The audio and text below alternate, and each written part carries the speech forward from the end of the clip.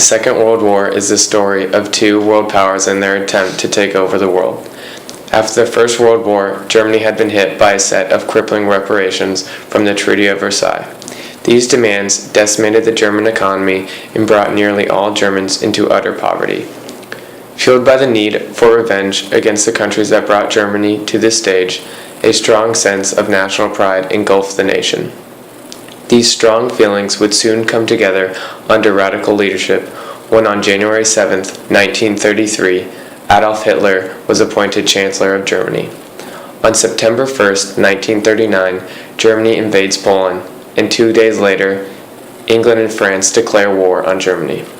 This would lead to World War II.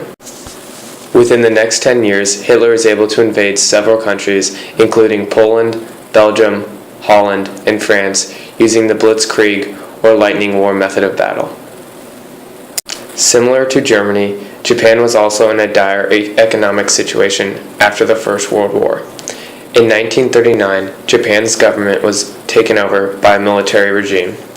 Japan began invading nearby countries for resources and land that their small island could not provide. This marked the beginning of the journey of Japan to become a major world superpower during World War II. When Japan attacked and conquered Manchuria in 1939, the United States waged no military action and chose not to acknowledge this new Japanese acquirement. There was an obvious reason for this. At the time, lacking resources of their own, Japan was a major consumer of American goods, such as steel and scrap metal. At its peak, America even sold 80% of its oil to Japan. In 1937, Japan had begun an all-out invasion of China, killing many innocent women and children. Since this invasion was fueled by American oil, a sense of hatred towards the Japanese began back in the States. This brought up the question of whether or not America should continue trade with this brutally aggressive country or cut all ties with them. In 1935, the United States Congress passed the Neutrality Acts, which prohibited the United States from selling goods to countries at war. The acts were passed to protect the U.S. from entering the war. President Franklin D. Roosevelt signed the acts, but he did not agree with them because they prohibited the United States from helping allies in need. The U.S. favored China and European allies. Roosevelt's passive actions towards the acts gave them the opportunities to provide aid to the Chinese. The Japanese continued to wage war with the Chinese. The U.S. decided to renounce the Treaty of Commerce and Navigation with Japan, signaling an end to trade with the empire. With the loss of American resources, especially the American oil, the Japanese had to look to other areas for oil. The Japanese looked to move into areas of Indochina and the Dutch East Indies.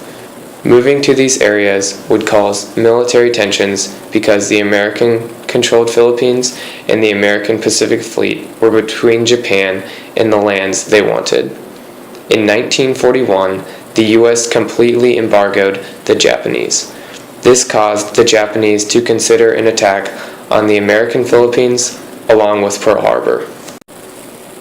The United States and Japanese sustained some diplomatic ties on the chance that they could compromise the embargo. The United States created the whole note that was given to Japanese ambassadors.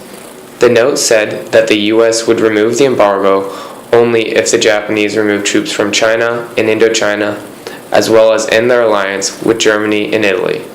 The Japanese would not accept the conditions.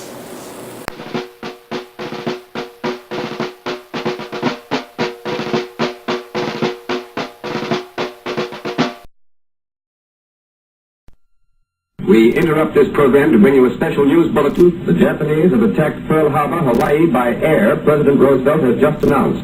The attack also was made on all naval and military activities on the principal island of Oahu.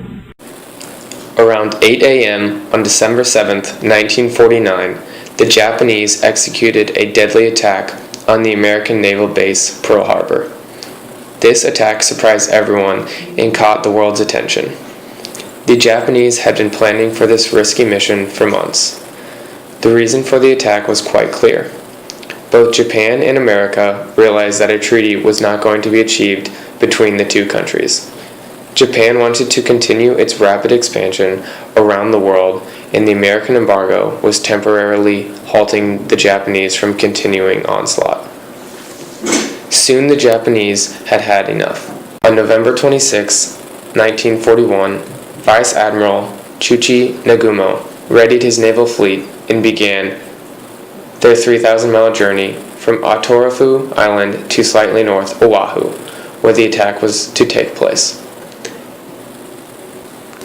A week and a half later, the Japanese had reached their final destination, 230 miles north of Oahu, and were prepared to attack. The next morning at 6 a.m., in total, 183 aircraft took off headed towards Pearl Harbor. An hour and a half after the first fleet had taken